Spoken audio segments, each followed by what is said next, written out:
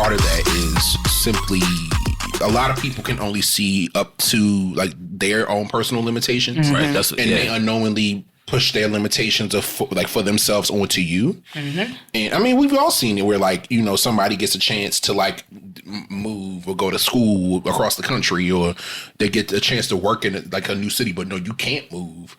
Yeah, because of XYZ reason, or your family say, well, you can't move or you shouldn't move. They try to guilt you to get you to stay, and it's for their own personal reasons. I mean, it's not really for, you know. Keita had the opportunity to go to college out of state, but her mom, like I think her mama said something to her, then her uncle said something to her, and then she settled for Eastern Shore. I mean, thankful that she settled for Eastern Shore, because we probably would have never met. However, you know, you look back on that and be like, damn, I could have did whatever. You know what I'm saying? Or I don't know. You know, you don't necessarily know where you would be if you you went out and you had that experience out of state or whatever. I was telling Shauna, like, yo, I was proud of her for pushing through school, like, yeah, the way that she doing. And you know, she discovering, you know, that attitude, that perseverance in herself, like, yo, I gotta do this shit, or I can do this shit. Even with me finishing my 90 hours, and then I was telling, you know, I told y'all, like, I gotta do another class in a few weeks, and hopefully, you know, that'll push me, you know, I'm basically like padding my portfolio to so then I'll be able to teach like school age kids and then move on to, I ain't gonna pass school age. Fuck middle school. No offense. Not fuck them kids. It's not fuck them kids, but fuck them kids.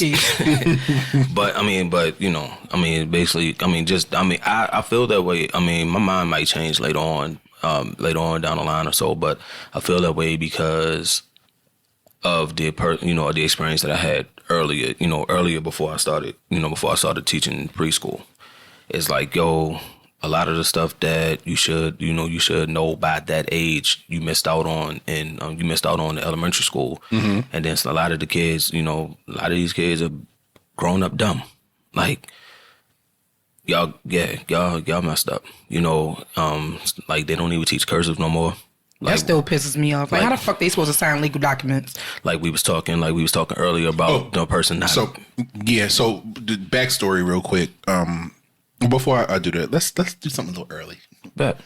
Welcome to this week's episode of Wine and Audacity, the podcast. I'm your host, Brandon Sicard, and I'm joined by two of my favorite people in the world. Just thought I was going to say y'all. I thought we was going to be these niggas again this week. Maybe next week. Happy Labor Day, niggas. My name in the glass. What? Nigga say his name in the glass. I guess my mama name. Okay, Aaron Sr. How y'all feeling this week? I'm good. I'm sipping on this delicious sangria. No, it's called sangria. Sangria. So I guess that's the name. So I sangria. I've had frozen fruit in my freezer for a while. So I told Shauna last night, let me make a sangria. You know, I haven't made one all summer, so let me give y'all a quick recipe. You know, made this up last night. So I had, was it peaches, strawberries, mango, and pineapple. Frozen fruit. I ain't got a lick of fruit in my motherfucking glass. Well, I didn't want to. No, it's okay. No, fuck y'all. It's okay. It's okay. It's okay. Nigga, not as fuck as a kid. It's a whole container of fruit. It's still in there. You want more? I can get you some more. Anyway, cool. No, we good right now. You know. Okay. Should have thought about me in the first place. Shut your ass up. I just want to say for the record that the dramatic one at the table is a Virgo. Moving on from that shit. And I turned around and gave birth to one 3 days before this nigga birthday. Damn sure did. Jesus. So anyway, this is the frozen fruit that I just named. It is a bottle of rosé, because you know rosé is a summer beverage. We love a nice rosé over here. Yes, indeed. And then I put a splash of the gin that seems to make an appearance on almost every episode we do, Floridor. That's some good damn gin. Yeah, I put a little splash of Floridor in here. Little flat app. Little flat app. And then Damn, we could put that on a t-shirt, but then Flex be beating our door down like, bitch. Topped it off with Jesus. Topped it off. The bottle of rosé I topped off with simply lemonade, the raspberry lemonade. apparently my local Giant has the giant bottles of them. Like, it's almost a gallon. I was like, oh, I ain't never seen bottles of Simply. Yeah. I ain't never seen the big ones to the Simply in the market. I called Shauna yesterday when I saw that big, the one with the big long handle. No, it was a giant. No, it's like a big bottle. It looked like the regular one, but bigger. Yeah. It didn't have a handle on it. Yeah. I only saw the big things on orange juice. I've never seen the other they had flavors. big bottles of everything. Oh, yeah. The limeade be the shit, though. Let that sit last night. And then when Shauna got here today, I added a little bit of this lemon iced tea I had. And then I topped it off with Prosecco, and we got a little sangria. Oh, and I forgot. I put Saint Germain in here last night too. Swirled it around, let it chill overnight, let it mix and mingle, and then added the Prosecco to top it off, and then we got a nice little refreshing summer beverage. So this is Brandon sangria. This is that sneak up on you. Because it's got about 16 different liquors in it. So sneak up on you. So if you don't have a high tolerance, I don't recommend this because you don't want to be in your phone talking about another motherfucking thing. It actually does not. You can't taste the liquor in it at all. You just taste the lemonade, but it is. That's why you're gonna keep drinking it. It's gin, Prosecco, rosé, light decisions, bro, and Saint Germain in here. So do I want to? Do I want to deal with it? Do I want to deal with her right now? You do. And another motherfucking thing. I loved you. Bitch. That's why your mother's the bitch. I loved you, bitch. That's why your mother bald headed under the ugly ass flow ballad wigs. Shit. Back to the story we were talking about before the intro. So I came across this tweet we were talking about before we started recording where this guy apparently so he said this company he was doing some work for accidentally sent him a duplicate 2 checks for the $15,000 invoice he had. It was the 2 separate checks.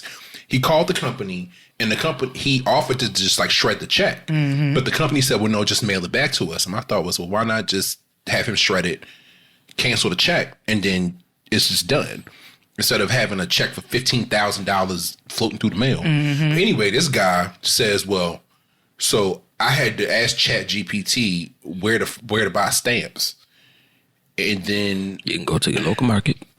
He said, I went to Walgreens and they made me buy a book of 20, but I ended up using the one and throwing out the other 19. Nigga, stamps? It's expensive. Stamps are fucking expensive. Yeah, like are you crazy? For 20?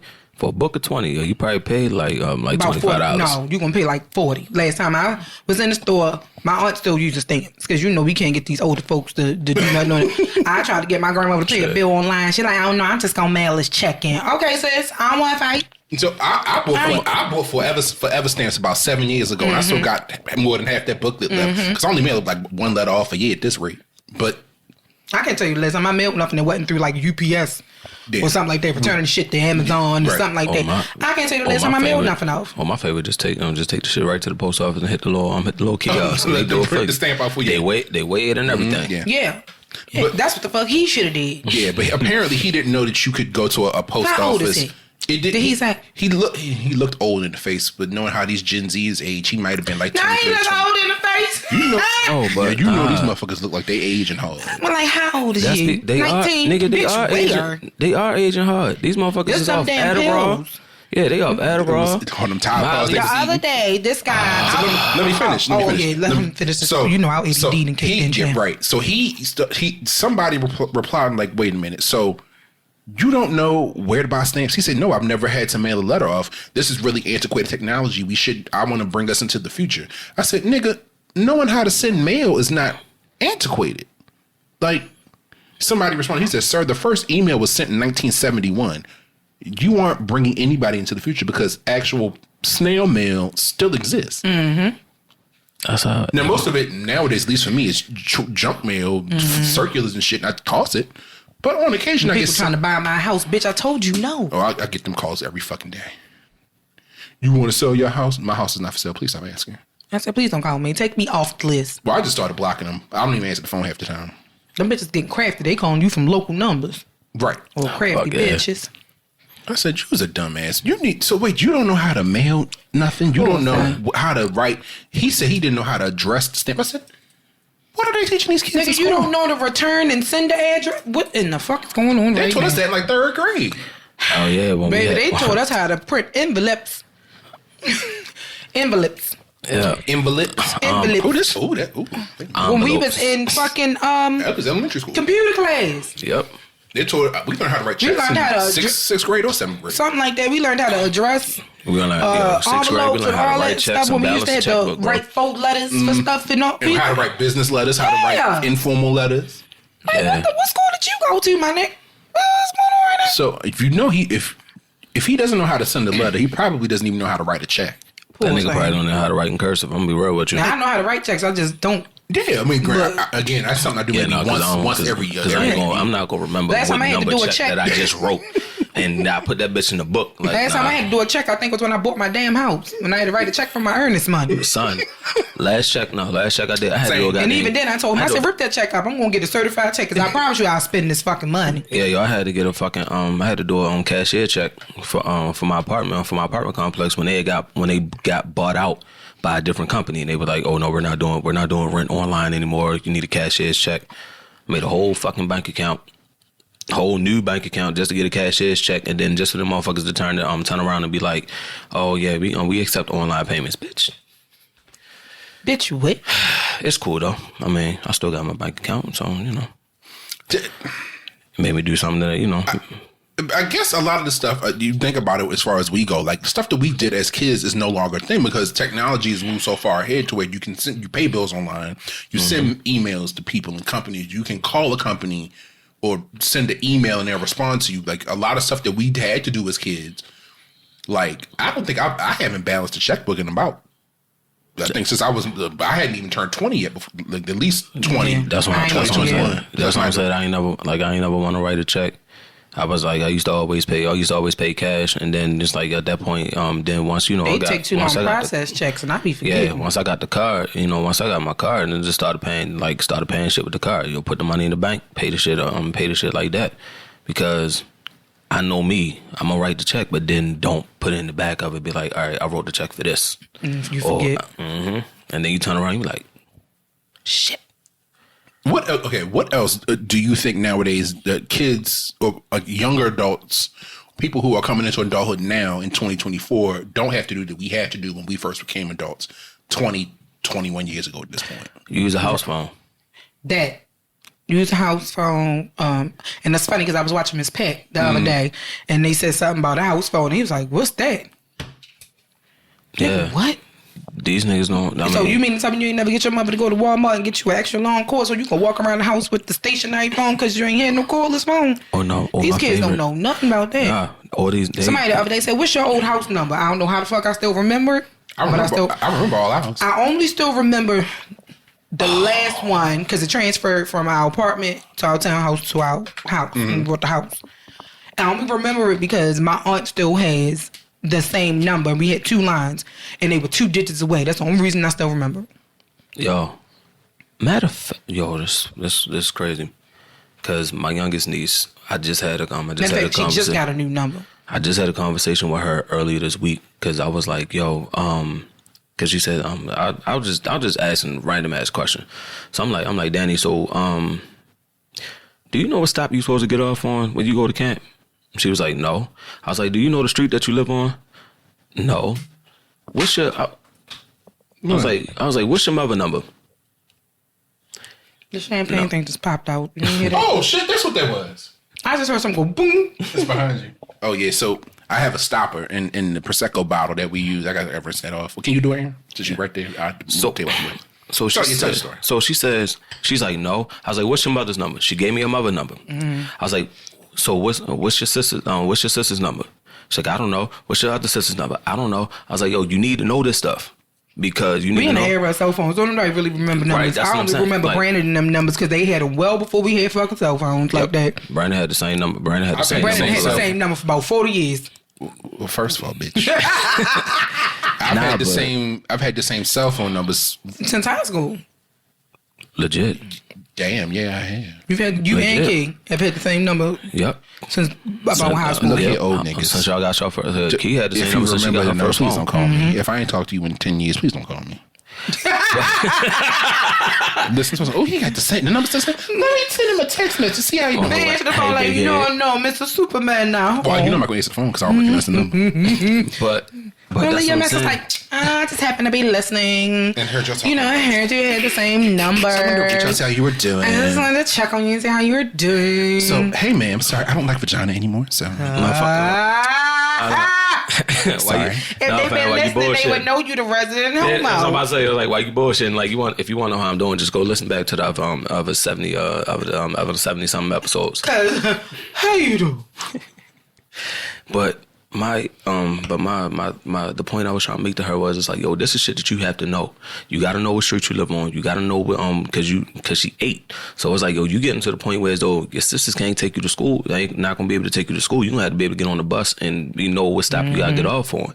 You need to know what street you live on, just in case you get stranded somewhere and somebody be like, yo, you know, you can ask somebody what bus or what bus is going to get you to the street that you live on, right. that you live on.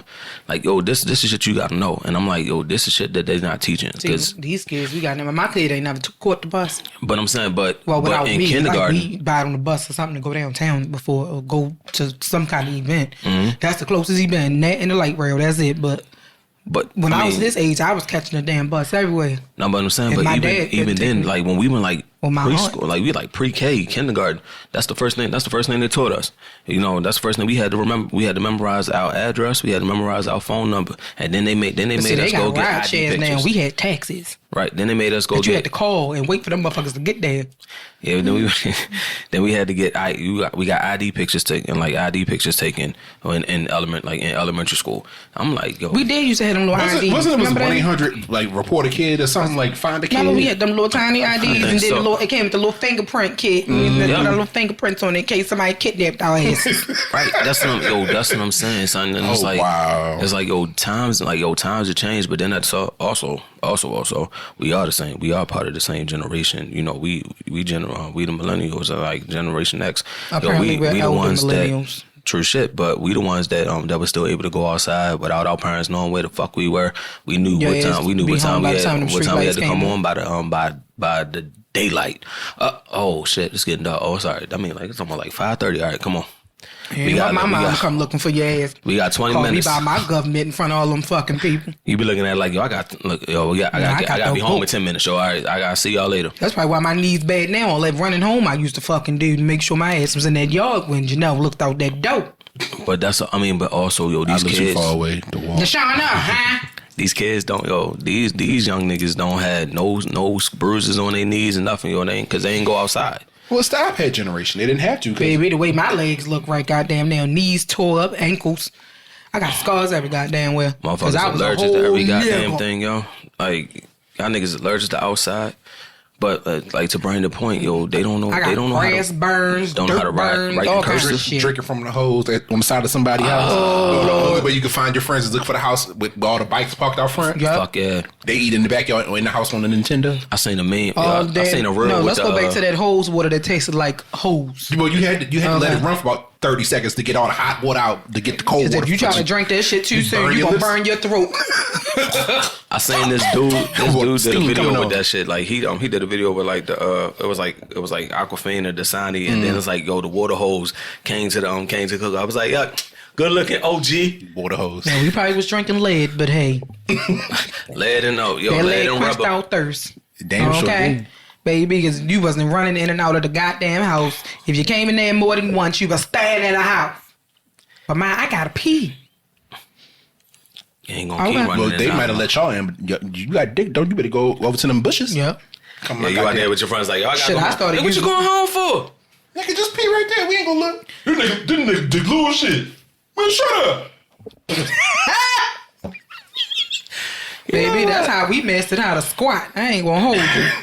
Made sure we had tissue or something in our damn pockets. You remember us, as kids going outside?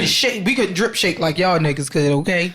You could have called twerking. You just had to twerk from your cool. Like somebody smell like pee. Oh, I tinkled a little. I'm sorry. I tinkled a little. I'm sorry. These kids don't know how good they got it at all. But ladies, that's why we know how to squat over the toilet at the public establishments. Cause baby, okay. Y'all don't understand. That was good life. I was looking at you like, you don't want to go outside. And play with the little mixed kids across the street. You don't want to go. I mean, little. They like little mulatto children. This week they mixed kids. The little mulatto children. Oh my God, it's so. Whole time, now, whole time, I'm sitting here. While we was in the drive-thru, I had to turn it down. Because I heard that people was like, bitch, what? And then here's the funny shit. Whole time while we riding down, I'm watching. I told Shauna I was channeling my inner her, because I started watching a few months ago. I started watching One Piece from like episode 1. Now I'm on episode 353. I'm sorry. How many episodes of this anime bullet are there? One Piece. Hold tight. Yeah. Wait a minute. Let me consult the Wikipedias. Yeah. And let's after we do this, let's hop into our topic, because we've been bumping our guns for a little minute. Why are you looking for that? I think I'm gonna go get some more sangria. Y'all want some more sangria? Mm-hmm. Okay. 1,115 so far. Damn, that's like all my life to live. Oh wait, all my life. That's not the name. I thought you was about to say, all my life I had to fight. I was. That's the ADHD brain. All my life to live. It's all my children in one life to live.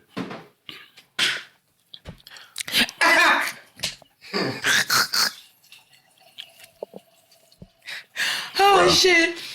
All my life to live. And we about to create a show, yo.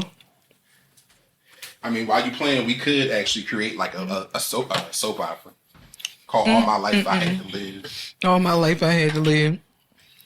That sounds like some Tyler Perry shit. Featuring Casa Sarada. Not featuring Casa Sarada. You gonna leave Dr. Animal here pull about this? Grab the people. Grab it. But yeah, 1,000 so far. And they still in this. It's 1,115 episodes, and they still going. Shit. So I'm only at like I'm at 350. Gotta top it off with some prosecco. Base is better, ain't it? Yeah, I'm at like 350, like 350, 353, 355. One of them. But damn, man. So it's almost as bad as Shauna is watching shit. Watching 65 episodes. No. Wait. Now, this is over like the last like few months. Oh, okay. Shauna watched the series in about 3 months. I done watched 18,000 episodes. When you log those hours, you know I got bored. When you're home, you know I got bored, so I decided I wanted to start All My Children from episode 1. You mean the show that started back in 1970? Yeah, I'm up to episode 3,000 now. I'll kiss my ass. Listen, when I be in the house and I ain't got shit to do, that's what me and Chase do. We sit on the couch and watch TV. Okay, when I ain't got no schoolwork, I'm down to the nitty gritty now, y'all. No, I'm almost there. Home stretch. Almost there, child. Y'all want to ready to get in this topic, y'all? Let's do it. Well, before we get into the topic, let's take a commercial break. We'll be right back. And we back. And we're back. Thank you. Time to get into this topic, y'all. You are now listening to DJ Easy Dick. Nah. That's what you only say. Nah, it's BBL Rizzy. Not BBL Rizzy, Jesus. That sounds like a porn star. It does. It do. It do. It does. Hey yo, shout out to Brazzers for giving a chance to all the OnlyFans chicks that been doing this shit, that been doing like the little cyber shit for like 30 years. They finally putting more black people on here. Bless them. Oh, are we on Bang Bus, or is that not a thing anymore? Oh no, your Bang Bus still going. What the fuck is that? You ain't never heard of Bang Bus? No.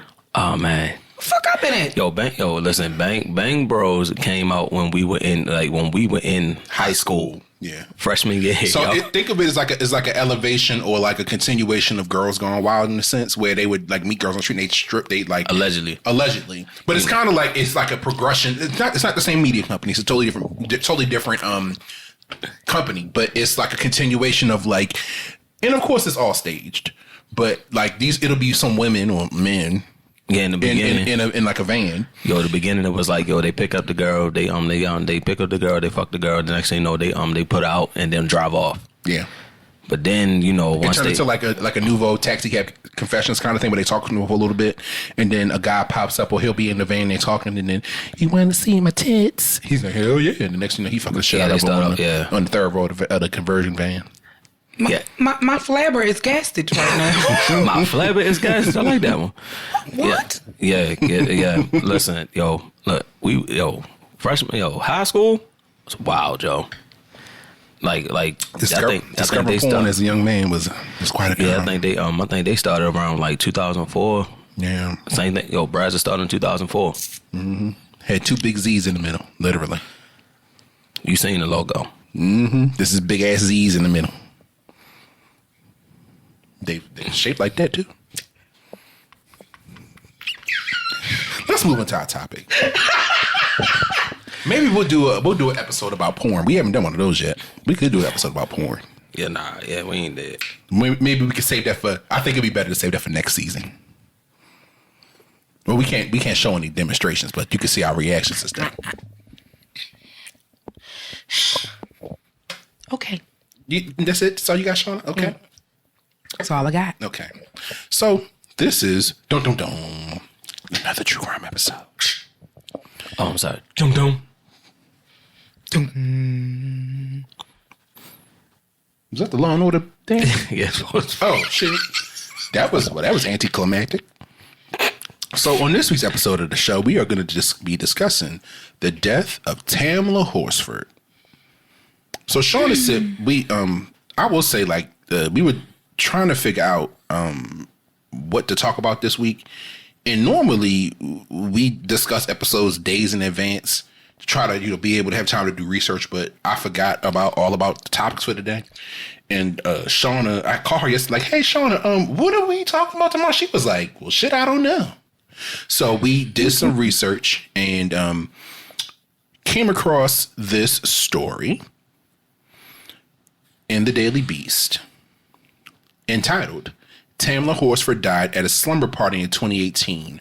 Her family still wants answers. Now, for those of you who are not chronically online like I am, and Shauna is from time to time on social media sites, this story went viral back in 2018 of a woman, again, by the name of Tamla Horsford, because I'm repeating myself.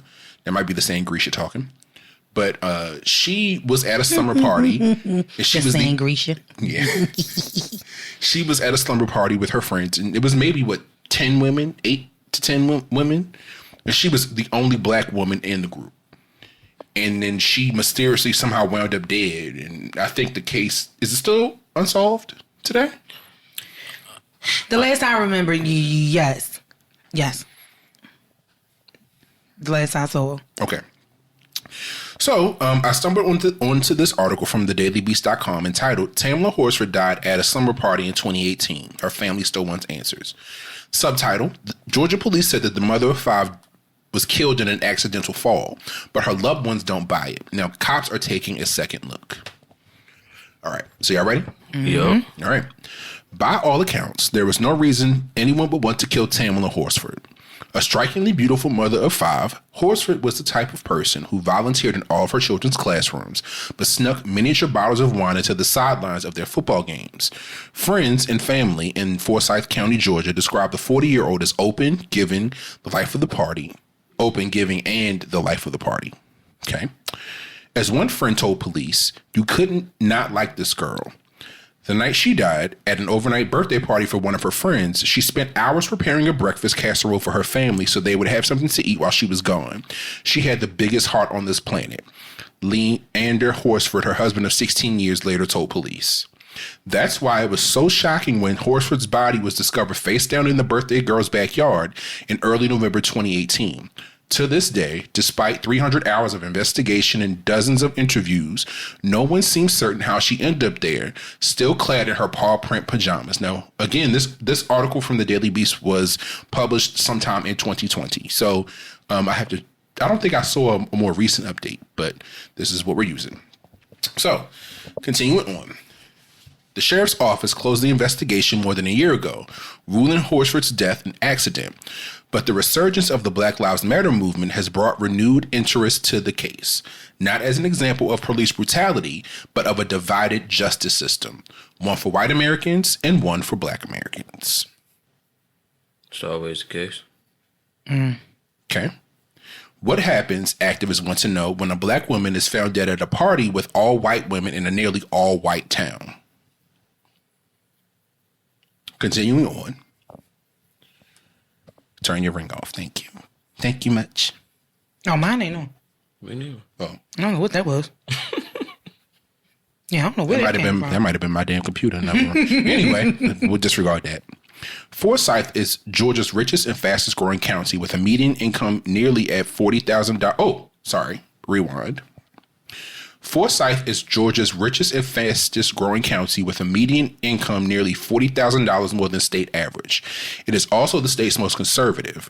A 2010 ranking from Tucker Carlson's Daily Caller ruled Forsyth the second most conservative friendly county in the nation, a title that seemed to stick in 2016 when Donald Trump took roughly 72% of the county vote compared to 51% of Georgia as a whole.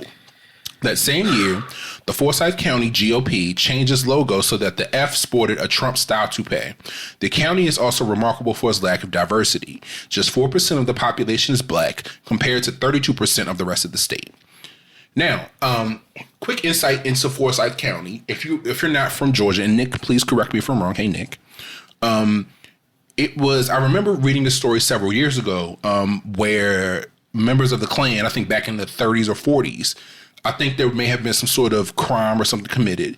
And as a result, the local population of white people basically chased out everybody Black out of the county limits.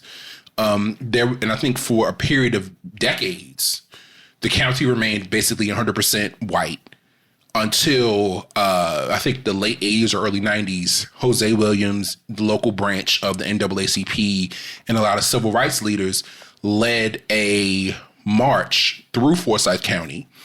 It was well publicized. The police were brought out. And I think it even got to a point where they did an episode, I think it was either on Oprah or Geraldo, of people on both sides of... Damn, Geraldo. Yeah, right. It was... Shit. I ain't heard that name in a long time. Well, it might have even been Donahue, because again, this was late 80s. Really ain't heard that name in a long time. Right, it might have been Donahue. Again, y'all, we old.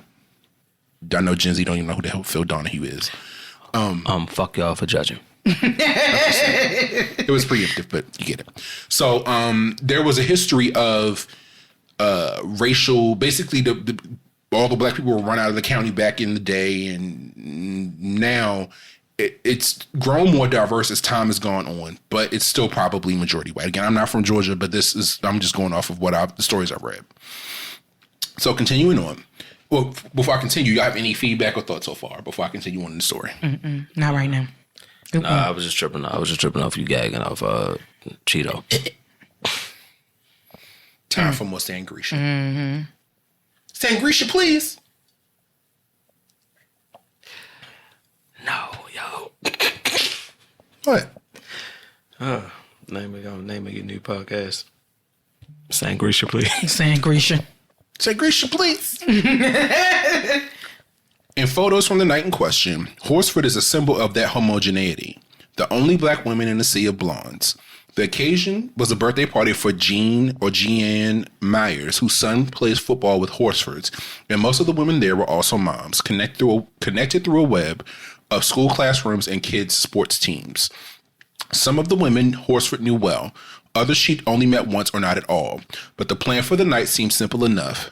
Everyone would arrive at 7 o'clock, watch the LSU versus Alabama football game, have gumbo and cocktails, and spend the night so that they wouldn't have to drive home. We thought it was safe. White people having gumbo is suspicious. Well, I mean, white people outside of Louisiana. Nah, my nigga, they was watching the Alabama football game, bro. I mean, white people outside of Louisiana. We thought it was safe, Myers' friend Stacy Smith later told police. According to police interviews with attendees obtained by the Daily Beast, Horsford arrived at the party late, around 8:30 p.m. From the minute she entered the door, attendees said she lit up the room, hopping around on one foot to take her shoes off and changing almost immediately into her PJs. At one point, she plopped directly into the lap of Myers' friend, Bridget Fuller, as she tried to do work on the couch. Photos show Fuller passing her beer bottle to Myers' boyfriend, Jose Barrera, so it wouldn't spill, a look of restrained bemusement on her face. Barrera was originally supposed to clear out for girls' night, but he told police he stayed back with a friend because he didn't feel well. Sure. The mood of the party was light. Despite LSU's disappointing loss, and videos show guests laughing, drinking, dancing, and losing focus halfway through a game of Cards Against Humanity. Throughout the party, guests circulated between the kitchen and back deck, at one point trying and failing to light an outdoor fire pit. Multiple attendees recall Horsford smoking marijuana on the deck, though only one admitted in police interviews to taking a single hit of her joint. This, despite Detective Mike Christian's insistence that he was not the dope police. Party goers also recalled Horsford smoking cigarettes on the deck, though they didn't recall anyone else joining her. Guests say Horsford was the only one to brave the tequila she brought that night, a pricey bottle from Mexico that she brought as a present from Myers, but the smell of which the birthday girl told police made her throw up in my mouth. When police arrived the next morning, they found just an eighth of the bottle of tequila left, but not a single party goer told police they remembered Horsford being overly intoxicated. In fact, multiple people commented on how composed she seemed, especially compared to Myers' friend Jennifer Morrell, who several people recalled getting embarrassingly drunk. Around 1 a.m., attendees told police, Myers started signaling that it was time for bed. A few guests who didn't plan to stay the night had already left, and someone helped Morrell into an upstairs bedroom. Myers told police that Horsford begged her to stay a while longer, savoring the female company as a respite from her 5 boys at home. But Myers demurred, saying she had to wake up early the next morning. She and Barrera retired to an upstairs bedroom. The Smith couple to another. Madeline Lombardi, Myers' aunt, was already settled in her apartment in the basement. By 1:45 a.m., according to police interviews, Horsford and Fuller were the only ones left downstairs. Horsford made herself a bowl of gumbo, and the two made small talk while Fuller waited for her husband to arrive. When he did, Fuller told police, Horsford walked her to the door and planted a kiss on her cheek. You're a really good person, she says Horsford told her. Okay, well, thank you very much. I appreciate that. Fuller says she shot back. Now take your ass in the house and finish eating your gumbo. According to the partygoers, she was the last person to see Horsford alive. If a black person in America dies under suspicious circumstances, their death is statistically less likely to be solved than someone of any other racial group. According to a Washington Post analysis, police in 52 of the nation's largest cities arrested someone 63% of the time in killings of white victims. In the killings of black victims, police made an arrest just 47% of the time. Of the 26,000 unsolved killings in these cities between 2008 and 2018, more than 18,600 of the victims were black. Several law enforcement officials who spoke with the Post said the problem was that many black and brown community members refused to cooperate with police. The resounding answer from these community members was, why should we? When Ahmaud Arbery, a black man living on the opposite end of the state from Horsford, was shot and killed by 2 white men in February, it took nearly 4 months, several viral videos, and a national outcry for police to arrest the suspects. It later emerged that one of the shooters, Gregory McMichael, was formerly employed by the local police department and that a district attorney who had worked with him had written a shocking memo arguing that there was no probable cause. Page refresh, sorry. Arguing that there was no probable cause for McMichael's arrest. The case has since been sent to the Georgia Bureau of Investigation, but some activists are still anxious about how the state agency will handle it. Previous GBI investigations of officer-involved shootings have been tainted with bias and interference from the police departments involved, and the Bureau has repeatedly cleared officers of wrongdoing in cases where the victim's family went on to reach sizable settlements with the police departments. In the last 10 years, according to the Atlanta Journal-Constitution, Georgia police have shot and killed at least 184 people, nearly half of whom were unarmed or shot in the back. Black men were twice as likely to be killed by police as white. Just this month, police shot and killed a black man named Rayshard Brooks after they found him sleeping in a Wendy's drive-thru, setting off a wave of protests in Atlanta. Yo, I was dead for that shit. Like you were? Yeah. That was crazy. Okay. Continuing on. I'm scared every day, Brooks' widow Tamika Miller said in a press conference last week. My children go out, my husband goes out, my family members go out, and this just really startled me because I don't even know if they're going to come home. It was Madeline Lombardi, Myers' aunt, who found Horsford's body in the morning after the party. According to her police interviews, Lombardi woke around 8:30 a.m. and went to make coffee. She was staring out the window of her ground-level apartment when she saw Horsford's PJs poking through the grass. At first, Lombardi told police she thought the house guest was simply sleeping, but the odd position of her body, the way her face was flat on the ground, not turned to one side, made her queasy. She went into her bedroom to say a prayer, and when she returned, Horsford had not moved. That's when she ran upstairs to get Barrera. I knocked on the door, and Jean said, "Come in," and Barrera was sitting up in the bed. Lombardi later told police. I looked at Jean and I said, "I just want to talk to Jose. I want him to come downstairs with me." When Myers asked what was wrong, her aunt responded, "Your friend from the islands is laying in the backyard and she's not moving." Was she West Indian? I can't remember. That sounded racist as fuck. By the time Barrera made it outside, Myers was already on the phone with 911. In a recording of the call, which started at 8:59 a.m., Myers can be heard telling the dispatcher that she had people over the night before. "We were drinking, most of us went to bed, but one of them stayed on the balcony. And we just went outside and she's laying face down in the backyard." She then turns the phone over to Barrera, who informs the dispatcher that the body is still and that Horsford is not breathing. Police arrive on the scene at 9:07 a.m. and immediately recognized Horsford was dead. According to crime scene reports, they called all the guests back to Myers' residence for questioning, leaving a curious crowd in the front driveway, a strange sight for a Sunday morning in suburbia. Photos from the scene show Myers' stately brick home wrapped in crime tape. Others captured the remnants of the night before, a packet of cigarettes, some cigarette butts, and 2 lighters on the porch table, a black bag of clothes, presumably belonging to Horsford, in the living room, the blue bottle of tequila 1/8 full in the kitchen. At 1:47 a.m., the system registered the front door opening and closing, presumably letting Fuller out. At 1:49, the door to the back deck opened and closed, possibly.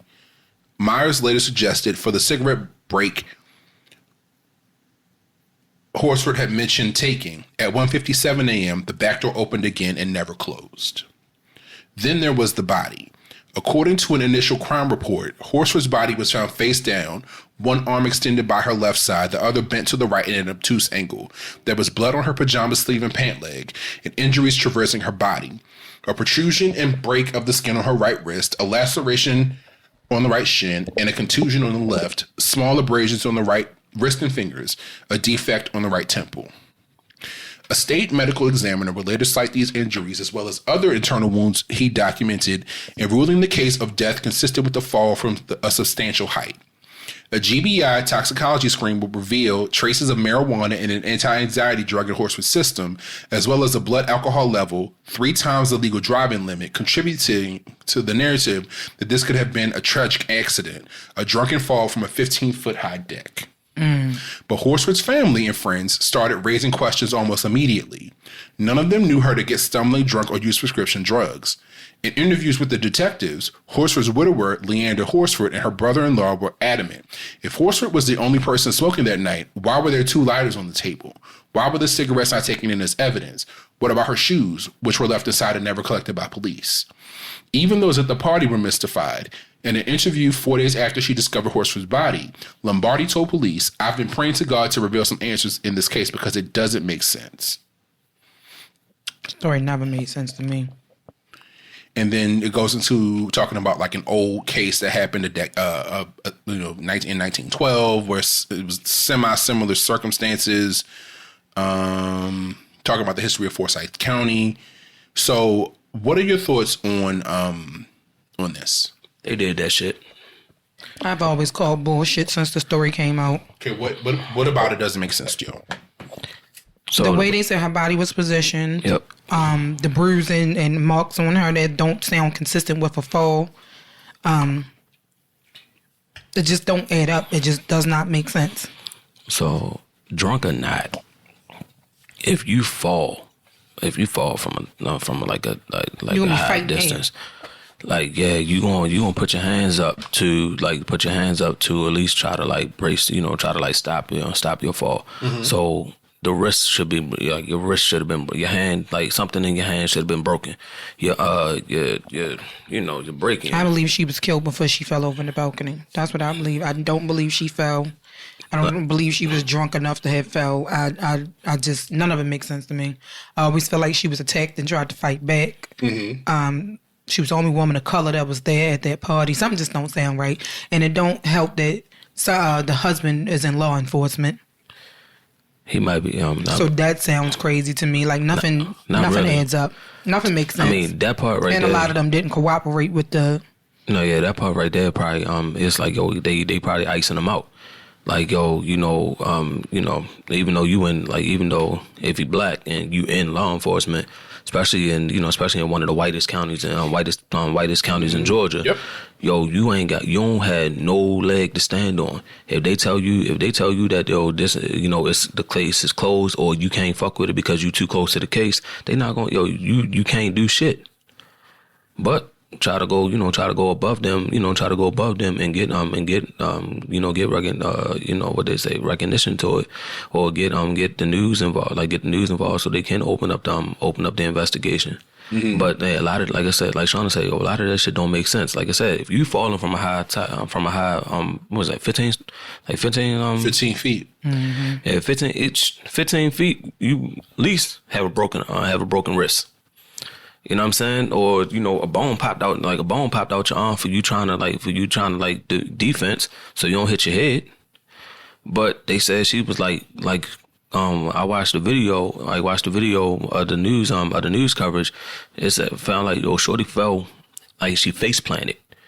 And, and it's like, for her to be like laid down, like, arms to her side, mm-hmm. open palms, like palms up.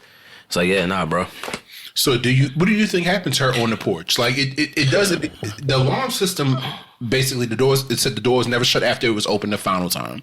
So if she was out there, somebody went out there with her. Somebody did something to her, and they all know. Took her out there. They all know, but no, she was already out there. So somebody like you were saying earlier on the way here, like she might have been assaulted. Like sexually assaulted, or somebody probably made advances. You know what I'm saying? Like tried to make an advance or whatever, and she wasn't going for it. Oh shit, she wasn't going for it, and the next thing you know what I mean? Like shit get escalated and accidental. I want to say, like temper gets you, and then you do more than what you intended to do, and then it's like, oh shit, gotta cover this shit up. Yep. And then it doesn't help that she was the only black person first of all. Don't ever be the only black person at the party. I ain't been doing it. It reminds me of a similar story of a guy that went on a fishing trip or a hunting trip or something, and he was the only black person there, and somehow he mysteriously ended up dead, and they kept changing their story as to what happened. I can't remember the exact case. I'm gonna find it, but it reminds me of that story. Like, nah, fuck that. Like, don't ever be and this this could just be my paranoia talking, but don't ever be the only black person anywhere. Like, because if something does happen, you're not protected. I don't give a fuck how much they try to say whatever, like, we protect and serve. Nah, fuck that. You are not protected, sir or ma'am. You need somebody needs to know where you are. Mm-hmm. Where you going, like where you are, where you gonna be, where you going, and where you at, and I'm sorry, make sure somebody knows something, just in case anything happens, cause that was some bullshit. This, and then it's clearly a cover up. But agreed. What would they have to cover up? Killing her. The death of a black person, the death of a black woman at a party, and she's the only black woman at the party. Do you know the media hailstorm that'll come down? Yeah, that's true. So this, and then you said y'all can't even explain it. Y'all can't explain how she fell or what happened, and then In the news video, like the news coverage, they said that they tried to confiscate everybody's phones, but by the time they did that, a couple people had already changed. Got new phones. So whatever text messages that was in that is gone. Which that could have been somebody that did it. And let me switch my phone. And, every time you get a new phone, whatever text message that you have is already on the old phone. So you get nothing new unless it's an iPhone. You just merge everything. But at that point, it's like you smart. It's like, yeah, get rid of the phones. You get rid of the phones and you get something, and then you got a new phone. So anything, any text message, call history, all that shit is gone out of the phone, but. They still can get records sometimes. It all depends. But they gotta. I believe she was murdered. I believe it was covered up. It reminds me a lot of the Kendrick Johnson case. How they covered up his murder.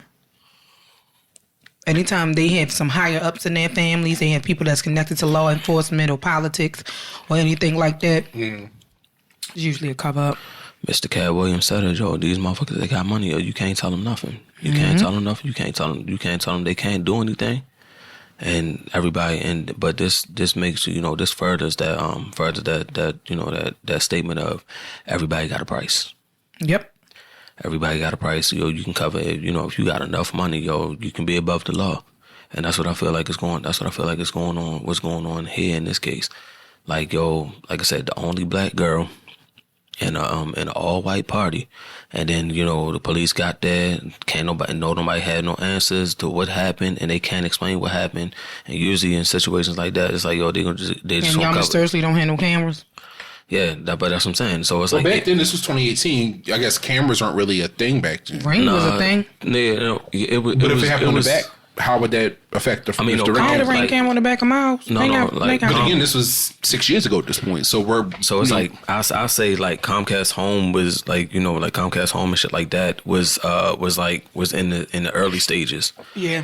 So I can get it. I get it. I get what Brandon's saying, but it's like if I can't explain it, if you can't, just like when you do something in the house and you won't get in trouble. And you can't explain it, so you hide that shit. And that's what I feel like is going on here. Like, you can't logically explain what happened to her, so you cover it up. And then you hope that, with you covering it up that people are, people gonna shut the fuck up and, not ask questions. Okay, that's what he said. Help me, Lord. That'll work.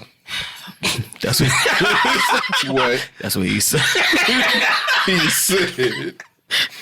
If y'all haven't been listening for the last 80 this is 80 episode 80. The last 80-something episodes, we always have to turn a serious moment into joking to kind of break up the monotony And the seriousness, because this situation was tragic, very, very tragic, and it was a cover up. I feel so bad for this woman's family. Yes, absolutely. That 6 years later, they still have no relief, no justice. They don't know exactly what happened to her. And the folks that were there have gone on with their lives while her family is still mourning the loss of her. It's sad. But it's so sad. That's crazy shit, though, because niggas will, like, especially if you feel like you got off. Oh, yeah. Like, you got off. You gonna do this shit again. Like, man, fuck this shit. You gonna do it again? They ain't going then so don't have an attitude. Let me talk about one hell of a pivot. Do you think it was an accident that they chose to cover up? Or you think it was something premeditated? That's also good. My gut tells me that it was premeditated in the sense that not they was like, oh, when this bitch get here, we gonna kill her. I believe something happened to her. Like very bad things. Yeah. I believe something happened to her and she ended up dead. Trying to cover up what happened to her. I really do believe she was assaulted and she was going to snitch on their asses. And they was like, you won't snitch today, bitch. I mean, that's what I believe happened. Yeah, I mean, yeah, because it is giving me, very bad things for all those that didn't see it, have never seen that movie or heard of it. My man, there was a bunch of friends at a bachelor party.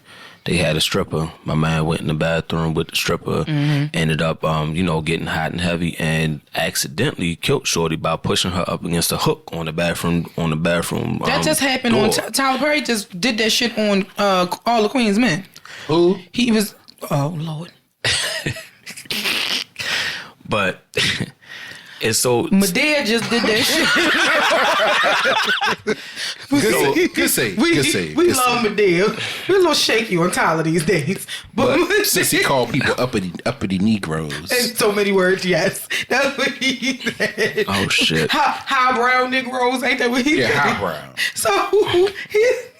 All the Queen's from Men, now that's on- what the stripper was doing. He was fucking the shit out of her, and he pushed her up on the wall. She was like, harder, and he pushed her, and then he realized that her ass wasn't moving no more, and her head went on to the the towel hook.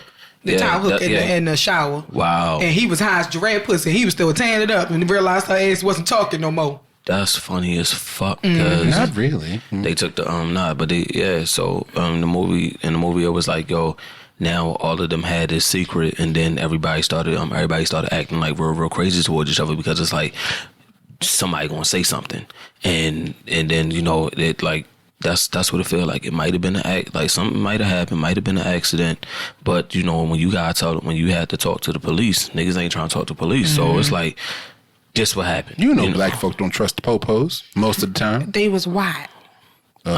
She was the only black person now. So basically, they the police, they all know each other, and like Forsyth is a small town without being a small town.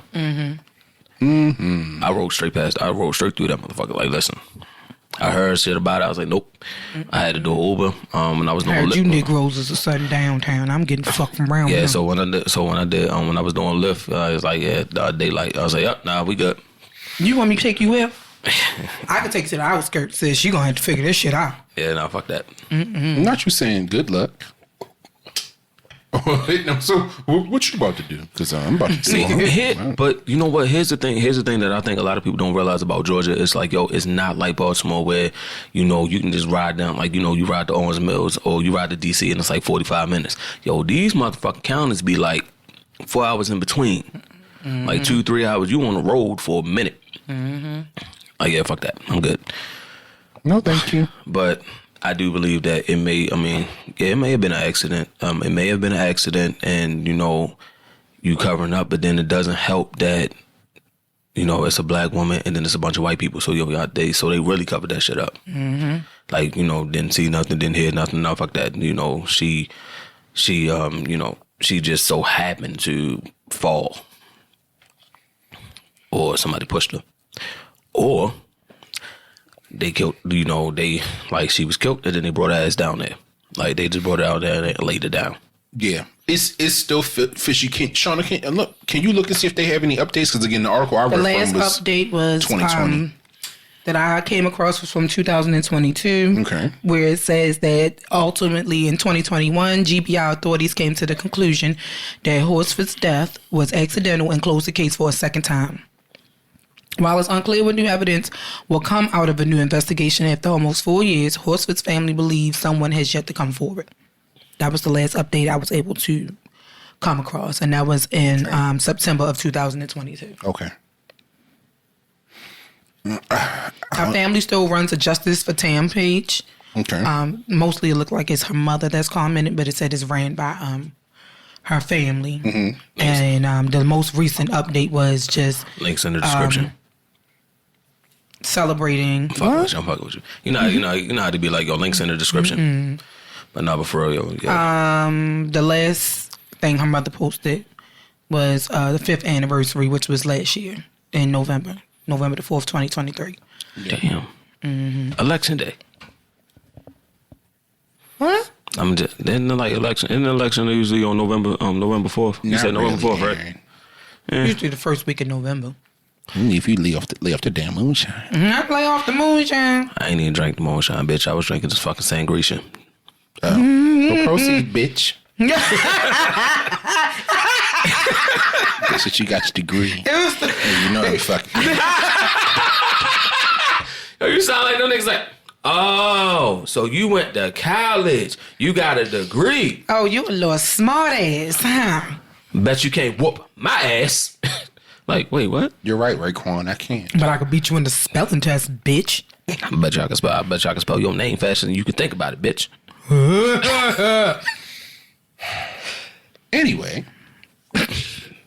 But yeah, that is it's giving.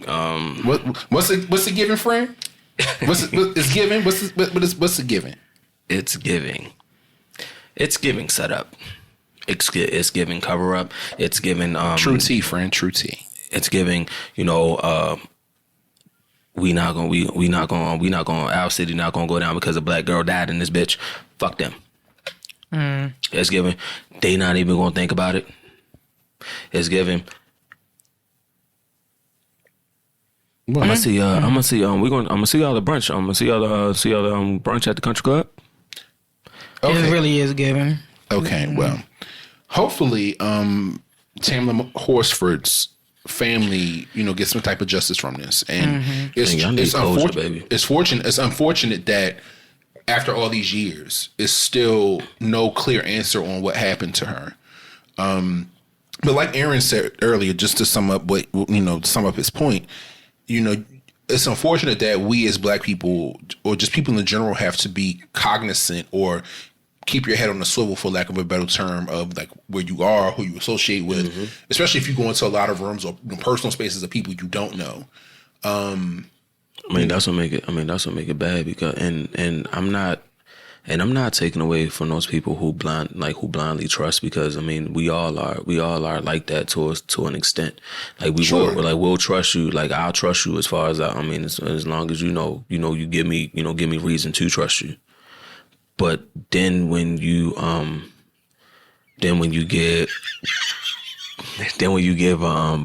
you give me a reason not to trust you, I don't fuck with you no more. I can't fuck with you because you won't let a nigga die. You all right, Shauna? No.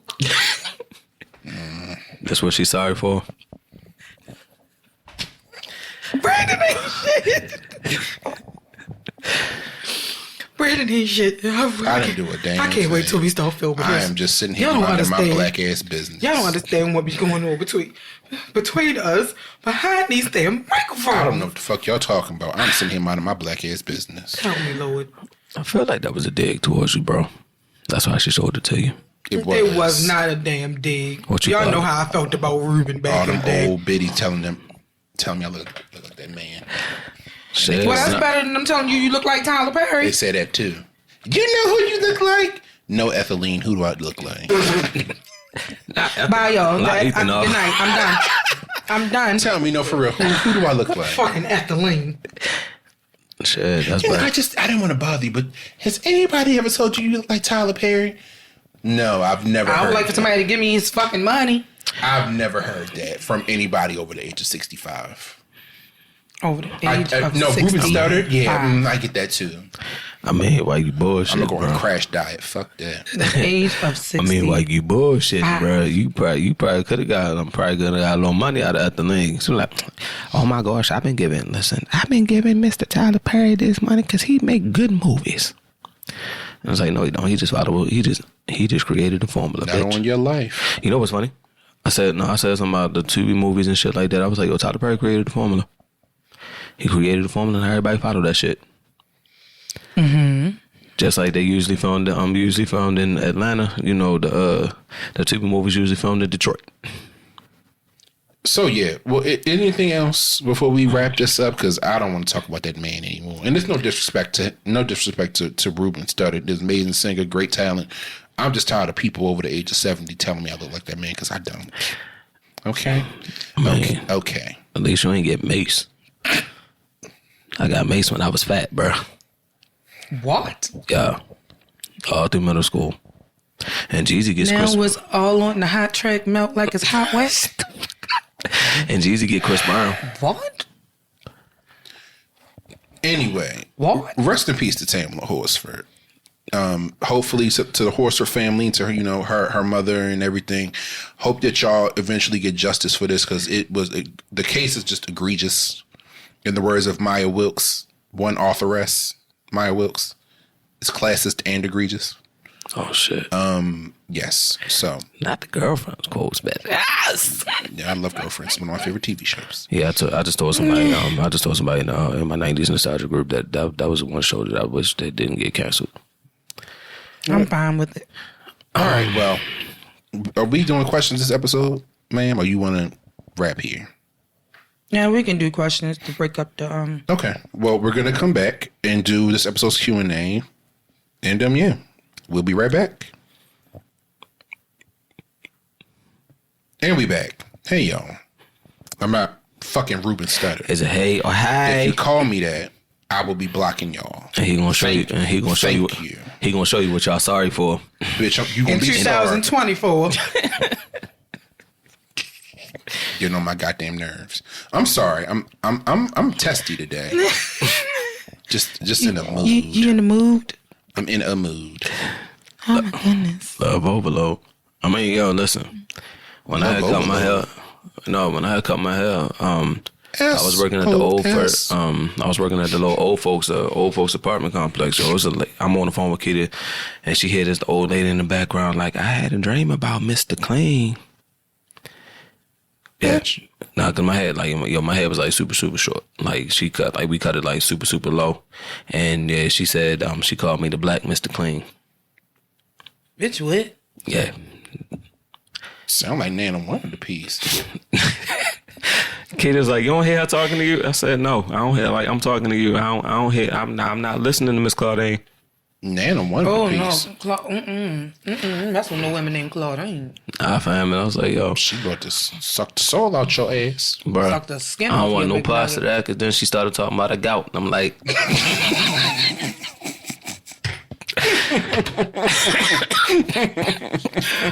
It's like, nope. Kitty like, damn it, Ern. Kitty like, you don't hear her talking to you? No, shut up. No, matter of fact, keep talking. You keep talking, I can't hear shit she's saying.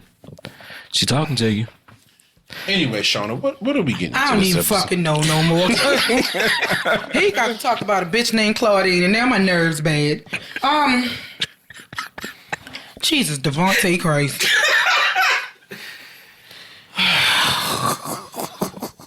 Sweet little baby Jesus in the manger. Before we get started, if you have any questions, any topic ideas, any rants, any commentary, or anything of the likes, you can reach us via email. We are askwandapod@gmail.com. That is ASKWANDAPOD@gmail.com. Yes, Brandon, I've been checking the emails. Thank you very much. No, I was going to say, if you email us saying I was like fucking Ruben Studdard, bitch, I'm blocking you. Y'all better not be in the TikTok comments. Be in the TikTok comments. He gonna block your ass from TikTok too, and I can't do nothing about it. He gonna say, thank you for the views, bitch. Blocked. Okay. These goddamn ignorant asses. You can also try to reach us via social media. Get on my goddamn nerves. We are Wine and Audacity, the podcast on YouTube and Facebook. Yeah. Ampersand, bitch.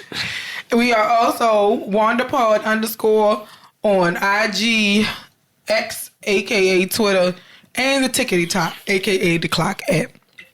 Let us know if you would like to use your real name, if you would like to use a pseudonym, or you'd like to be anonymous, or you want to use first name, last initial, or vice Bobby versa, B. or Do you whatever. want to be anonymous? Yeah. What's your name? Anonymous? When I think about you, I get a rush. If I you want to don't meet my Miss Anonymous. God damn it, Brandon. What's your name? Anonymous. What's your name? You see how that worked out for his ass last time when he ain't paid it? Never mind. Got his ass running down the damn hallway. Blackberry Molasses. Speed. That motherfucker behind him like, slow down. I just want to get my money. You better turn around, cause your cheeks are in my camera. I'm gonna put your ass on YouTube. Oh, they using that Blackberry Molasses. Ooh.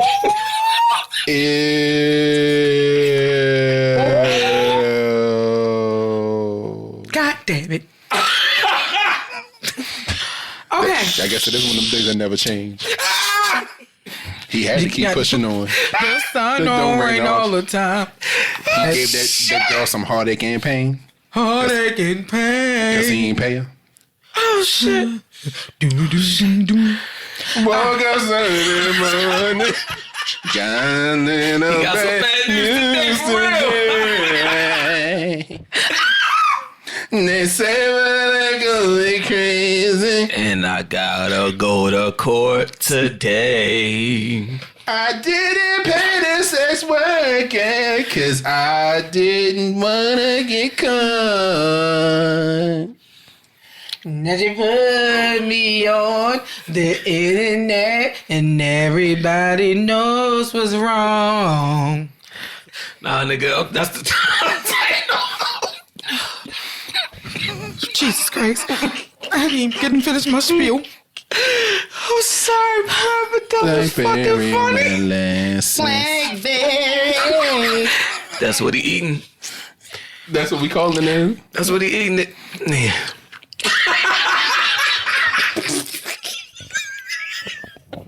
I don't even read the goddamn Hey, let's question. go with the question, bro. I quit. Let me finish my spiel. If you don't care to remain anonymous because you don't give a damn, because in the words of Sheree Whitfield and her original nose, lips, eyebrows, hair color, who's gonna check you, boo? Okay. All right. Oh, shit. Since we're talking about toxicity, Why the fuck not? I figured I'd start with the true off my chest thread on Toxic Reddit. And the title is "My ex got revenge on me in the worst way possible, and I have no way to clear my name." Oh shit! What you do? Like here it go. Last year, I cheated on my ex-girlfriend of 8 years, Annie, with a colleague, Jess, I'm fucking who I crying. now have a 3-week-old son with. I guess Annie was okay after all. I have no He got excuse. hit by a smooth criminal. He did. Wait till y'all find out what Annie ass did. Smooth shot support check. Wait till y'all find out what Annie ass did to him. Okay. It cost me, I have no excuse. It cost me my job and the majority of my friendships along with the love of a good woman. I deserved it all, and I have never expected any sympathy for my actions. I don't know. Annie delivered my stuff to my parents' house before I even knew that she knew about the cheating. She didn't even confront me. She just cut me out of her life without a word. What you thought was gonna happen, bitch? I messaged everyone we knew, begging them to ask her to talk to me. And I sent hundreds of messages telling her how much I regretted everything and wanted her back. Nigga, that's Jodeci levels of begging right there. That nigga said, "Take my money, my house and my car, Since you been gone. and that's too long, so come back home. Can't live without you." What am I to do? I never got a response. Jess saw the messages and it obviously caused issues between us in the beginning. But she fell pregnant quickly, so we moved past it for the sake of our family together, which we both wanted. Now, how y'all both wanted a family together, but you begging Annie back? I don't know. I am 100% committed to the relationship and haven't even looked at another woman since things settled down. I bet. In the final stretch of Jess's pregnancy, about a month ago, I saw Annie in a shop for the first time since the breakup. She was pretty cold towards me, but said that a few months ago she found a keychain my granddad got me when I was very young. It's not valuable, but she know it means a lot to me, and she said I could come collect it the following Saturday morning. I explained that was 6 days after Jess was due to give birth, so I'll probably need to be home. But she just said I could either get it on Saturday or it was going in the bin. So I agreed a time to go over. My son was born a few days late, but he's perfectly healthy and wonderful. So he was less than 24 hours old on Saturday. I needed to collect the keychain. I planned to pop in on the way to the hospital, but when I got to my old house, Annie invited me in to talk about how things ended between us. I thought we had a good conversation and that both of us walked away with closure. She let me apologize for the way I treated her, wished me the best with my new family, and hugged me as I left. I admit I held on tightly for the hug, but it was purely out of relief, not lingering feelings. I spent less than an hour at her house, then headed to the hospital. I didn't tell Jess about any of this because I knew she felt insecure about Annie and didn't want to add fuel to that. How you feel insecure about the ex of the motherfucker that you was sleeping with, where he was still with the ex and you knew? Bitch, I'm confused. I don't know why, babe. When I arrived at the hospital after seeing Annie, Jess had revoked my access, and the ward manager wouldn't tell me why. I ended up being removed by a security guard because I was denied seeing my son for the second time ever and didn't respond well to being blindsided. Damn, Jody. She got you. She set your ass up. I tried calling Jess and her mom over and over, and the only response I got was a screen recording of a message from Annie. It was doorbell footage of me walking through the door at 9:30, then back out just after 10:15, and the hug is only partly caught, so it does look like we could have been kissing. The message Annie sent with it said, "Did he even shower and change his clothes after fucking me and before holding your son? Congratulations on being stuck with him for the next 18 years. I hope it's everything you dreamed of. Annie is my kind of bitch. I like you, Annie." Hey, yo. No one believes this is a setup at all. Checkmate. It's something I would never have expected from Annie, and no one else would either. So they're completely rejecting the idea that this is a lie. I sent her a message asking her why she did this, assuming that I'd still be blocked. Her response was that she wasn't going to let me play innocent and that I may have deleted all of our messages over the past few months, but she hasn't. Obviously, there are no messages, but she blocked me again straight after, so I have nothing at all to exonerate myself with. She waited in silence for almost a year, then took the most cruel and vindictive revenge she possibly could. I have met my son once, minutes after he was born, and now Jess is refusing any contact with me and won't let me see him. Court will take months, and my heart hurts every minute of every day. I know what I did to Annie was horrible, but I don't deserve this. I have no one to talk to about it because not even my own mother believes me. Her only question was why I ruined my life with a baby when Annie was willing to reconcile. And that's about the most supportive thing she said to me since I was dumped. The few friends who stuck with me are assuming the worst too, and it's killing me that not a single person I know sees this for what it is. Everything is ruined. What to do? Daggone it, baby. Get that woman her tens because she played the fuck out your ass. And did. That's why you can't fuck people over like that. Whoa. You can't. Daggone it. Sir, you fucked around and found This out. is prime. Fuck around and find out. So I got a suggestion, right? Well, the only thing I don't agree with is just keeping the baby away. So here's my suggestion. But how you mad if you getting cheated on and you a participant when he cheated on the other girl? You thought she was special? Right. Oh, you thought she was special. Yo, for the end of the year wrap up, we should just go through and just go through all the ones where we found checkmate. Because this was check fucking mate, bro. Mm-hmm. Like she said, did he even take a shower And change his clothes before coming to hold his son? It's like, bitch, you the man. I'm just tickled that how the fuck are you mad for getting cheated on when you was cheating like that? You the motherfucking man. That's bro. the hard day she did for me. But sir, you did get what you deserved. You cheated on that woman after 8 years together. You the fucking man. Listen. We need to sit under your learning tree for that amount of petty. Cause damn. As Brandon said earlier, I guess Annie is okay. That's all I'm hearing is You've been struck by a smooth criminal. don't. Ow! Like, yo, god damn, that's fucking checkmate, bro. Like, that's better than Mr. Earl's Surprise, bro. Like, it is. That's a whole new level of petty. She got you on I the like ring camera. looking like you kissing her. Nah.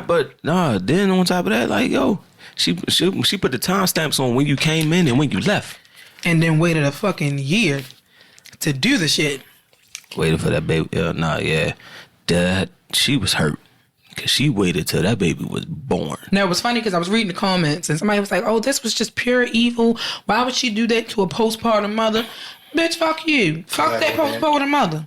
Collateral damage. I mean... She wasn't no collateral damage. She participated in hurting her. Fuck her. Nah, but the thing... I feel bad for the baby. That's why I feel bad for a poor baby. I would say... Put it that way. I would say this though, like yo, if she ain't know about the bitch, she ain't know about her beforehand until after, like yo, niggas was like knee deep in guts and the motherfucker got pregnant. Then it's like oh shit, yo, I got a wife. You know what I'm saying? And because when that shit happens, that's when the motherfucker really come clean. It's like, oh man, what I'm gonna do now type shit. Right. Mm-hmm. But I mean, in that sense, like yeah, it's a little fucked up because niggas lie. Mm-hmm. I'm sorry, man, for y'all here giving up game, but y'all niggas, be honest, we lie, and y'all ain't that good at it. Be perfectly honest. Niggas lie, They lie about dumb shit. Niggas lie. Listen, niggas lie when we don't have to. When the truth will do. Idiots. I mean, in Kevin Hart's situation, even if sometimes the truth don't even make sense, and you be like, man, why you fucking lying? Like we was playing ping pong all night. But anyway, your dick was ping ponging between her damn gums. That's what the fuck was going on. Oh shit. That's what was going on, sir. But it's like, yeah, yo, so now shorty got pregnant, then you had to come out and tell her that you was that you married and shit. But then, shit got out. I mean, you told your wife, y'all niggas broke up. But you said shorty felt insecure about Annie. But Annie knew what the fuck she was doing. Well, you dumbass nigga. She lured you in with your grandfather little trinket. No trinket. That I get sentimental value, but real talk, yo, that shit could have been. She could have dropped that shit off with your parents like she dropped the rest of your shit off. True shit. She knew what she was doing. She knew your dumbass was gonna bite that shit, fish. And you did. I'm sorry, I don't think Annie was wrong. I'm always team Patty. No, that's what I'm saying. Like the amount of petty, like niggas need to send on her learning tree for that one, shorty. Cause we gonna take the cussing class from Miss Kemp. No, from what's her face? What's her name? From who? From Tia Kemp. Yup. We're gonna take Tia cussing class, and then we gonna take this petty class from Annie. That's my level of petty. I likes it. Yeah, bro, she waited. But I'm gonna take the cussing class first, cause that's an expert level. Yeah. Of cussery. Yo, you dumbass. You should. I'm sorry. Like, yo, if my ex called me and be like, yo, can we come over and talk? Nah, bitch, we going to Baskin Robbins. I'm gonna say. Not Baskin Robbins. Like, I'm gonna say you so. Go talk, bitch. We could talk. We could talk in the public, bro. The last girlfriend I had many moons ago, the one that Shauna peeked around the corner on, she just rolled her eyes. She had borrowed a lot of my CDs and everything. And when we finally broke up, I never went back to get them shits. And it was some CDs I love. She had some CDs, some of my DVDs. Wait, is that the one that feigned a pregnancy? She didn't fake it. She was pregnant. It just wasn't mine. Yeah. Well, she found out. No, didn't she found out she was pregnant when we first started dating. Yeah, had us out here about to What's his face? What's his face? Had us out here about to take care of this bitch, yo. We was like, yo. No. It wasn't that serious. No, but I'm just saying though, like, yo. Now, listen, y'all. As a family, yo, we banded together when we was about to go in like this was our baby, nigga. Like, no, y'all wasn't, because she told me she found it. I think we had been dating for a couple of weeks, and I said, well, I ain't even smashed it, so I definitely definitely wasn't wrong. But so it was like, damn, nigga, you work fast. My mother said the same thing. What the fuck, nigga? You just started dating? I said, no, what kind of sperm you got, sir? I mean, well, this shit should be studied. Nigga, you ain't waste my fucking time, did you? I said she gave you the coochie cat the first night. I mean, it's a bad motherfucker, Brandon. Listen, let me tell y'all something. Well, thank you, but no. Ladies, if you give it up on the first night, that don't mean you a hoe. That means you just know what you want out of life. Okay, Andre 3000. That don't mean you're a hoe. That just mean that you sample grapes at the grocery store to make sure they sweet. You got to test the goods out. Test ride that car before you buy. You don't want to get something all the way home and realize that it's not what you was looking for. All right, don't get nothing on you. Look.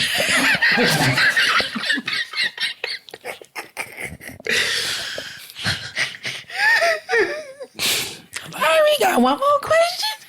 Okay, let's go on to the next one. We going to six. Shauna's face was in a scowl. I swear to God, I didn't like that bitch. I swear She to thought God. she was going to race me. Bitch, you thought. I'm gonna enjoy cutting this one. Swear to God, I'm gonna enjoy cutting this one. Shauna just got, anytime that girl came around, she said hello, and the girl turned it back and she scowl and roll her eyes. Shauna, come from? Sam Brandon, I'm gonna put you down the steps one day. What? That's attempted murder. Not to a pregnant woman. No, was an it's not. accident. No, it's not because we just want her to fall hard. We don't want her to hurt herself. No. Right. Well, We want you to fall hard enough to know not to fuck with this one. Bet I'm you sure won't I'm do like, that. oh my God, girl, what happened? Girl, you be clumsy. Bet you won't You do can't that shit do again that. with your stupid ass. Just stupid ass. I want to say for the record, in the very off chance, rare chance that she happens to hear this, Girl, fuck you. Oh, that wasn't what you was gonna say? I'm sorry. Lord Jesus. I apologize. No, the fuck you don't. You right. Bitch, you just apologized, bitch. Right. I'm a son. What? Okay, wow. That fucked up my train of thought. Aaron, you ain't shit because you been egging her ass on. He always egging me on.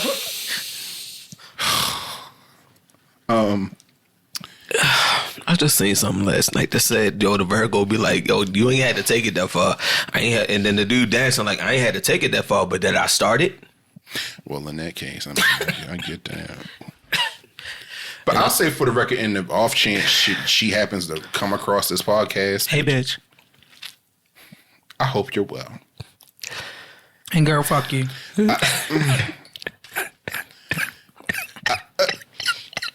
Stop. Just stop. Y'all are rude. I don't advocate for any of that. I can't even do anything. Yeah, nigga, That's you. dismissed. It is, but my God. I said what I said. Oh, fuck. Anyway, I hope you're well, and I hope your child is well. I'm just sitting here thinking about that Eddie's tea. I'm gonna be diplomatic because y'all know I'm always diplomatic. So, yes. Brandon's the diplomatic one. I hope your edges fell out. The next question. We going to 6 brown chicks. It's like 15 years ago. We going to. That was like 15 years ago. Her child said, is yo, a teenager now. She said, she said he forgave you. I didn't, bitch. I ain't like how you looked at him when you told him that you was pregnant, bitch. I ain't like how you looked at him when he said, look, I don't know what the fuck. Look, what? Damn, to be a fly on the wall for that conversation. Brandon, I'm pregnant, bitch. What? The fuck is you, Mary Magdalene, bitch? Hey, 6 brown chicks. Thank God. Let's move the fuck on from this. I'm a somewhat happily married man with 2 college-age somewhat. daughters. Here we go. My eldest daughter brought her boyfriend home from college. Her boyfriend has the most beautiful, inviting mouth I have ever seen. Full lips with the goatee. I'm out. I just want to rub my dick across his lips. Been there before. I'm not gay, just strangely attracted to this young man. I think the feeling is mutual because he holds his gaze a little too long when we speak and he licks his lips a lot. Sir, so does LL Cool J. What the fuck are you talking about? That nigga seen a sugar daddy. I've invited him to our family gatherings twice this summer, and I want to invite him somewhere alone. Early morning fishing or swimming. I know I'm crossing all kinds of boundaries, Fishing for dick. but I want what I want. And this kid's gonna be swimming. How do I pursue this without alarming my wife and daughter? Sir. Sir. What? Child. This nigga trying to go cruising at the pond. Trying to. He trying to get a little slurper dirt. You're not gay, but you're intrigued. Sir. That's okay if you're curious. But with your daughter boyfriend, you Well, that's you trash. go find a hooker That's on you. Backpage. Nah, he said nope. He clearly stated his intentions. He has a very inviting mouth. Now, what if you invite this boy somewhere and he balks at your advantages? What you advances? What are you gonna do then? Run. How you gonna explain that He gonna pay that nigga off. to your daughter and your wife? Everybody has a price. Oh, I'm not gay. I just wanted to stick my dick in his mouth one good time because he got a nice mouth. That nigga mouth. Oh, you is got a purty mouth. a sexy mouth. Like a lady. A wonder dude do the same thing that the lady mouth do, perhaps? Young, Mr. Sir? Mr. Sir. Mr. Young Sir? Low key, like, what that mouth do? It does a lot. Talk shit. It's Cuss. Anytime a dude asks a woman what that mouth do, that's the first thing she say, talk shit and bites. And spit, depending on the situation. Oh, well. Been there before. Anything else? Anything else you care to know? I'm gonna be real with you, yo. That's some fucked up shit. Like, yo, all of a sudden now, cause now the get-togethers is awkward as fuck. As fuck. Cause yo, I can only imagine how he's staring at him while everybody else eating and shit. Babe, you okay? You want some extra meat? Seasoned really well. Mm-hmm. And yeah, cause I know It's tender. It's real nice. And moist. Real tender. Moist. You want to go fishing? I'm out. You want some meat? You like fish? Clearly, because the daughter. What the fuck? Nope. That's how it starts. Mr. Sir, Your scandalous ass. leave that boy alone. Yo, just go down. Yo, just. He holds your gaze. Nigga, he could be autistic. And that's why he's Well, staring they at you. can't stare at people. Oh, well, as far as I thought autistic I people don't had know. It depends. issues with eye contact. It depends. It depends on if they high functioning or low functioning. level.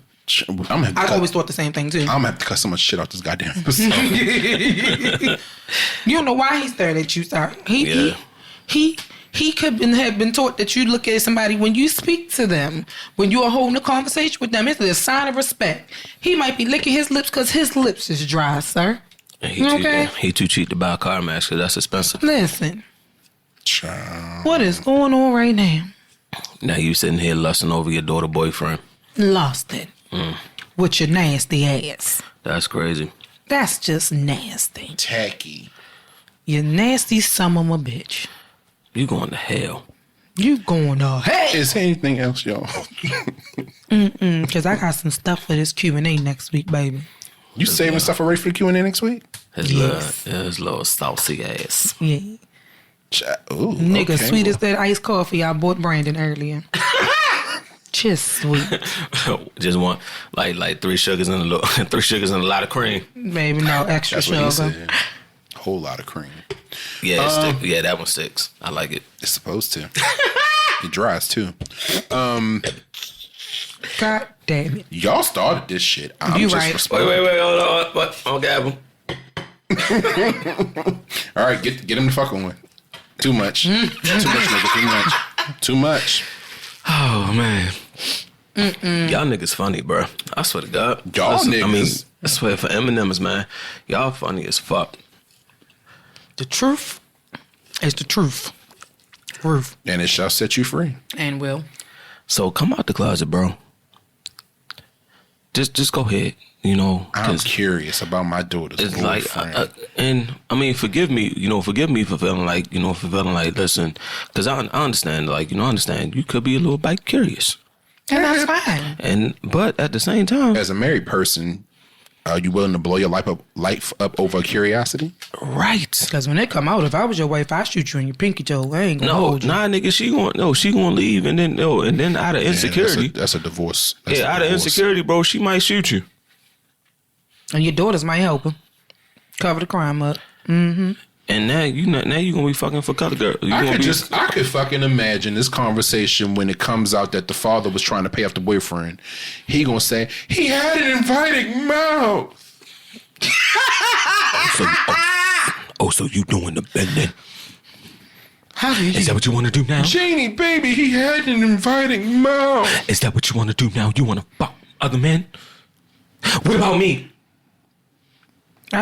You know what's funny? I'm gonna start incorporating some of these questions as well. I've been coming across a lot of Dear Abby questions lately. Let's do those. I'm gonna start incorporating them, but this particular one I came across recently, the title was, I've suspected that my husband was bisexual the whole 40 years of our marriage. Damn, that nigga was 40? really... I mean, sometimes. So that mean y'all up in age and you... Baby, talk about giving it up and turning it loose. You stayed married to him? Listen, the 70s All these the years 70s with was a time, baby. Some people, I understand that, but some people... you never ask no questions. I'm curious. I mean, we come from the same era where what's her name's wife was saying, like, Richard Pryor's wife was saying, like, yo, cocaine was a hell of a drug. No shit. Or was it cocaine or was it crack? Rick told us that. But I'm saying, Richard Pryor, like, she was saying, like, when they was trying to allude to that he was doing stuff with Marlon Brando. Well, it was rumored that Marlon Brando was doing stuff with everybody. But that's what I'm saying. Like, that's what I'm saying. Allegedly. She was like, the drugs that they was on, yo, you'd have fucked the mailbox. Not the mailbox, Jesus. Young kids, that's back in the day what our elders called quaaludes. They not real popular no more. Don't fuck with them. Fucking quaaludes. I was watching Miss Pat show and it was like, Taylor, can you get a bitch some Quaalude? And Miss Pat said, that nigga on dope. But yeah, Oh, like, God, I love Miss Pat. But they was doing that androgynous shit, and they ain't better eye because they chalked it up to it was the drugs. It was the drugs. For shit. Cocaine is a hell of a drug. That's what he said. Listen, my nigga, like you, like Brandon said, Joe, you wanted to throw this shit all the way. Over curiosity. I mean, over some shit that you might not even enjoy. And that be it. It might look good. It might look good. It might feel good too. It might taste good too. Oh shit! Oh, it had to be me. I'm sorry. Sometimes I'm just saying. I'm not, but I'm That's what I'm saying. Because you want, sometimes you feel like a nut, sometimes you don't. But enjoy got nuts. Bounce don't be good. Sometimes you feel like sometimes you're swallowing. Yep. All right. Well, with that being said, we're gonna wrap up this week's episode here. Shit. If you have any questions for us, feel free to send them our way at askwandapod@gmail.com. I need some more liquor. That's ASKWANTAPOD@gmail.com. You can also find us on Instagram. Say Snapchat, bitch. Instagram, TikTok. Damn, we is old as fuck. Twitter. So we are old as fuck. @WandaPod_ and Facebook and YouTube at Wine and Audacity, the podcast. Mm-hmm. Any parting words before we wrap this week? Blackberry Molasses. Blackberry.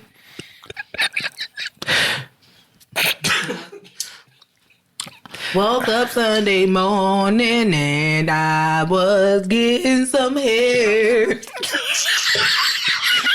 With that being said, we thank y'all for listening. We love y'all so much. So very, very much. Hey, yo, share this shit, bro. And yes, what he said. We will be back next week with, Lord, another episode of this fuck shit. I need to get a t-shirt or a hat. Share this shit. Yes. Because... And if you're listening, let me know if you want the recipe for the sangria. I can share it with some folks because this actually it came out really good. The sangria was really good. It's delicious. Mm-hmm. You can hear it in our voices. Lord Jesus. All right, y'all. Well, we love y'all. We love y'all. Be easy. Be safe. Happy. Wait, did Labor Day happen already? It's a couple days ago. Oh shit! I'm sorry, I forgot. Oh, and happy almost 17th birthday to my baby. His birthday's on Sunday. Trey, my baby. And all y'all bitches, but not be wearing whites. Man, okay. Fuck them. You know what? Okay, and next week is Aaron's birthday, so we'll be doing his edition of birthday questions. And with that being said, we thank y'all for listening. Mm-hmm. Again, you ain't getting again, nigga. Yep. Damn. We thank y'all. Yo, it's been a year. Yes, it has. It has. Oh shit.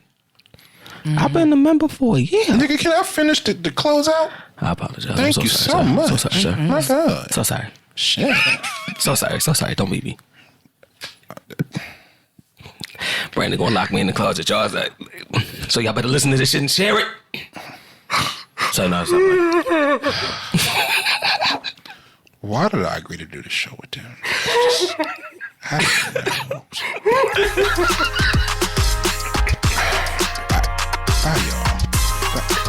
Bye. Bye, y'all. Titties. Thank you so much.